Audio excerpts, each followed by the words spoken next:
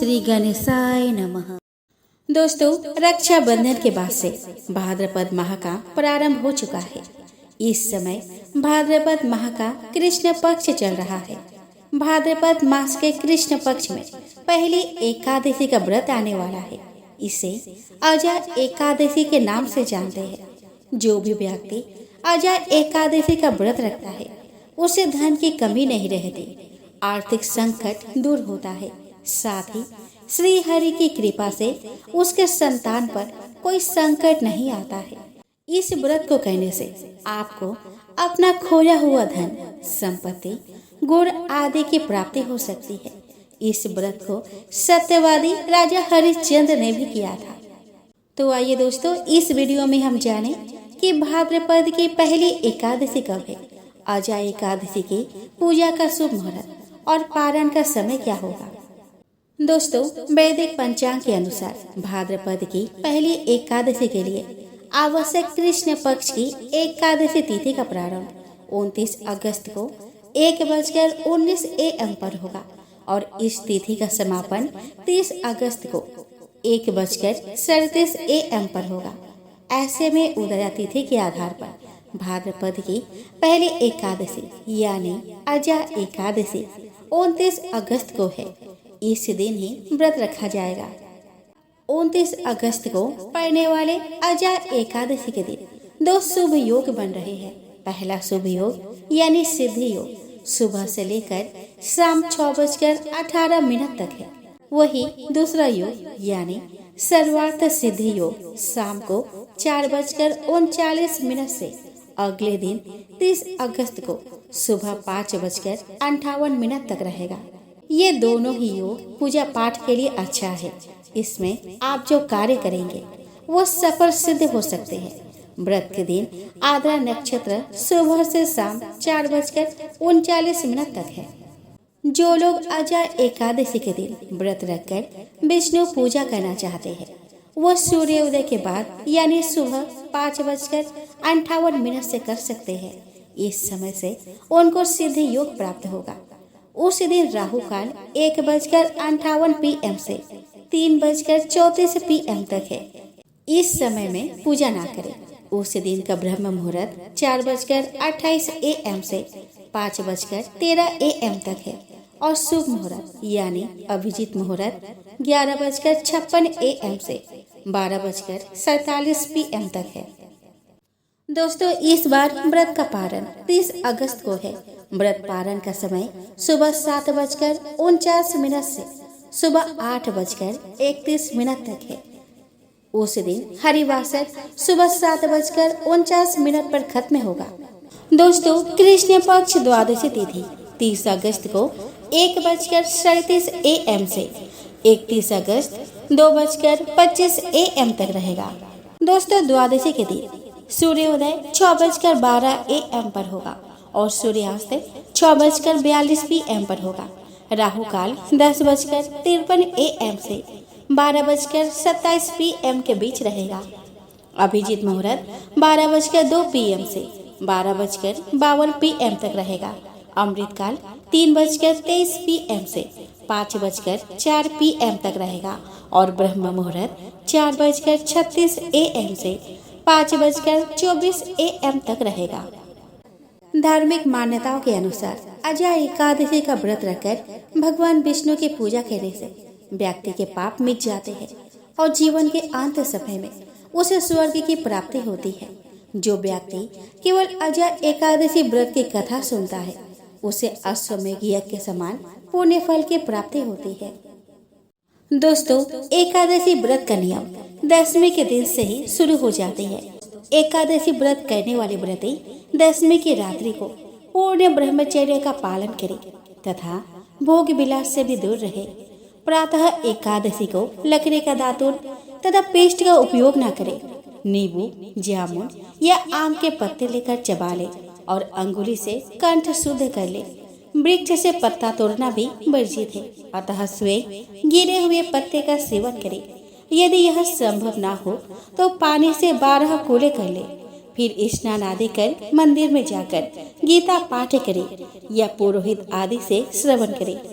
प्रभु के सामने इस प्रकार प्रण करना चाहिए कि आज मैं चोर, पाखंडी और दुराचारी मनुष्य से बात नहीं करूंगा और ना ही किसी का दिल दुखाऊंगा। गौ, ब्राह्मण आदि को फलहार व अन्य आदि देकर प्रसन्न करूंगा। रात्रि को जागरण कर कीर्तन करूंगा। ओम नमः भगवते वासुदेवाय इस 12 अक्षर मंत्र अथवा गुरु मंत्र का जाप करूंगा। राम, कृष्ण, नारायण इत्यादि विष्णु सहस्त्र नाम को कंठ का भूषण बनाऊंगा।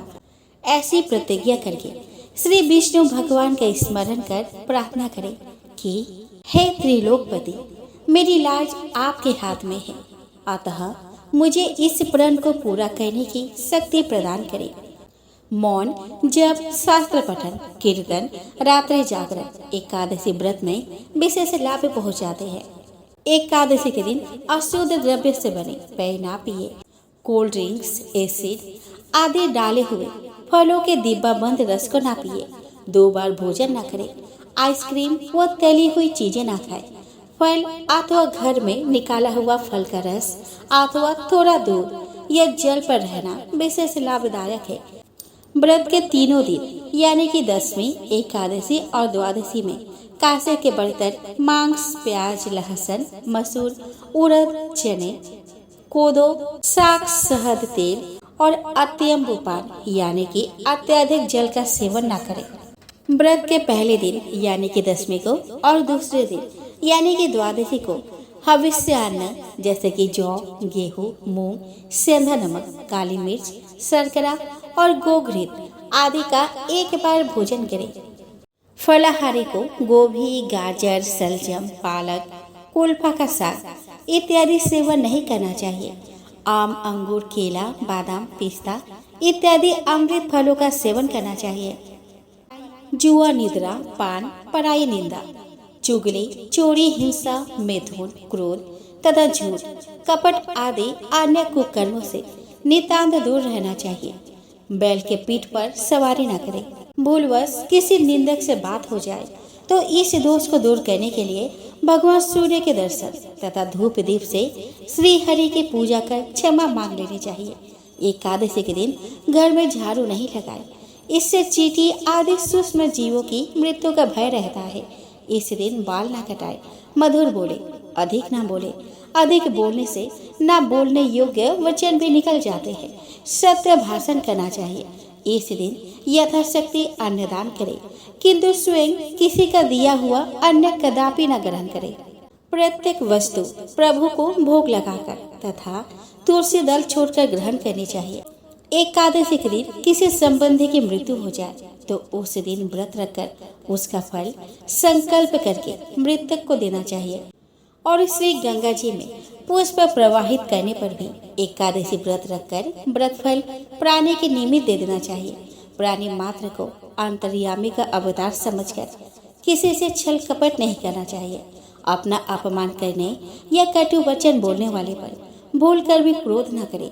संतोष का फल सर्वदा मधुर होता है। मन में दया रखनी चाहिए। इस विधि से व्रत करने वाले उत्तम फल को प्राप्त करता है। द्वादशी के दिन ब्राह्मणों को मिष्टान्न, दक्षिणा आदि से प्रसन्न कर उनकी परिक्रमा कर लेनी चाहिए। द्वादशी को सेवा पूजा की जगह पर बैठकर भुने हुए 7 चनों के 14 टुकड़े करके अपने सिर के पीछे फेंकना चाहिए। मेरे 7 जन्मों के शारीरिक, वाचिक और मानसिक पाप नष्ट हुए, यह भावना करके 7 अंजलि जल पीना और चने के 7 दाने खाकर व्रत खोलना चाहिए। दोस्तों, एकादशी के दिन तुलसी के पत्ते ना तोड़ने की सलाह दी जाती है, क्योंकि तुलसी को हिंदू धर्म में एक पवित्र पौधा माना जाता है और इसे देवी लक्ष्मी के रूप में पूजा जाता है। एकादशी के दिन तुलसी के पत्ते तोड़ना पौधे और देवी लक्ष्मी का अपमान माना जाता है। इसके साथ ही यह मान्यता है कि इस विशेष दिन तुलसी की पत्तियां तोड़ने से भगवान विष्णु भी नाराज हो सकते हैं, क्योंकि तुलसी के पत्तियों के बिना भगवान विष्णु को भोग स्वीकार्य नहीं होता। इसीलिए आप एकादशी तिथि लगने के एक दिन पहले ही तुलसी की पत्तियां तोड़कर रख लें। इस दिन आप तुलसी के गमले के पास नीचे गिरी हुई पत्तियों को भी धोकर भोग में चढ़ा सकते हैं। यदि आप मंदिर में पुजारी से प्रसाद में तुलसी की पत्तियां लाती है तो उनका इस्तेमाल भी दोबारा भोग लगाते समय आप कर सकते हैं। यदि आपको एकादशी के दिन किसी भी वजह से तुलसी की पत्तियां तोड़नी पड़े तो इसे सम्मान पूर्वक प्रार्थना करते हुए और क्षमा मांगते हुए तोड़े, लेकिन पत्तियां तोड़ने का उद्देश्य सिर्फ पूजा से जुड़ा हुआ होना चाहिए। आइए दोस्तों, अब हम श्रवण करें अजा एकादशी की पावन व्रत कथा। दोस्तों, एक बार युधिष्ठिर भगवान श्री कृष्ण से पूछे कि हे जनार्दन, अब मैं यह सुनना चाहता हूँ कि भाद्रपद मास के कृष्ण पक्ष में कौन सी एकादशी होती है, कृपया आप बताइए। भगवान श्री कृष्ण बोले कि राजन, एक चित होकर सुनो। भाद्रपद मास के कृष्ण पक्ष की एकादशी का नाम अजा एकादशी है। वह सब पापों का नाश करने वाली बताई गई है। भगवान ऋषिकेश का पूजन करके जो इसका व्रत करता है उसके सारे पाप नष्ट हो जाते हैं। पूर्व काल में हरिश्चंद्र नाम का एक विख्यात चक्रवर्ती राजा हो गए हैं, जो समस्त भूमंडल के स्वामी और सत्य प्रतिज्ञ थे। एक समय किसी कर्म का फल भोग प्राप्त होने पर उन्हें राज्य से भ्रष्ट होना पड़ा। राजा ने अपनी पत्नी और पुत्र को बेच दिया, फिर अपने को भी बेच दिया। पुण्य आत्मा होते हुए भी उन्हें चंडाल की दासता करनी पड़ी। वे मुर्दों का कफन लिया करते थे। इतना कुछ होने के बावजूद भी नृपश्रेष्ठ हरिश्चंद्र सत्य से विचलित नहीं हुए। इस प्रकार चंडाल की दासता करते हुए उनके अनेक वर्ष व्यतीत हो गए। इससे राजा को बड़ी चिंता हुई। वे अत्यंत दुखी होकर सोचने लगे कि मैं क्या करूं, कहाँ जाऊं, कैसे मेरा उद्धार होगा। इस प्रकार चिंता करते करते वे शोक के समुद्र में डूब गए। राजा को शोकातुर जानकर महर्षि गौतम उनके पास आए। श्रेष्ठ ब्राह्मण को अपने पास आया हुआ देखकर नृपश्रेष्ठ ने उनके चरणों में प्रणाम किया और दोनों हाथ जोड़ गौतम के सामने खड़े होकर अपना सारा दुखमय समाचार कह सुनाया। राजा की बात सुनकर महर्षि गौतम ने कहा कि राजन, भादो के कृष्ण पक्ष में अत्यंत कल्याणमयी अजा नाम की एकादशी आ रही है, जो पुण्य प्रदान करने वाली है। इसका व्रत करो। तुम्हारे भाग्य से आज के 7वें दिन एकादशी है। उस दिन उपवास करके रात में जागरण करना। ऐसा कहकर महर्षि गौतम अंतर्ध्यान हो गए। मोने की बात सुनकर राजा हरिश्चंद्र ने उस उत्तम व्रत का अनुष्ठान किया। उस व्रत के प्रभाव से राजा के सारे दुख पार हो गए। उन्हें पत्नी पुनः प्राप्त हुई और पुत्र का जीवन मिल गया। आकाश में दुंदुभिया बज उठी। देवलोक से फूलों की वर्षा होने लगी। एकादशी के प्रभाव से राजा ने निष्कंटक राज्य प्राप्त किया और अंत में वे पूर्वजन और परिजनों के साथ स्वर्गलोक को प्राप्त हो गए।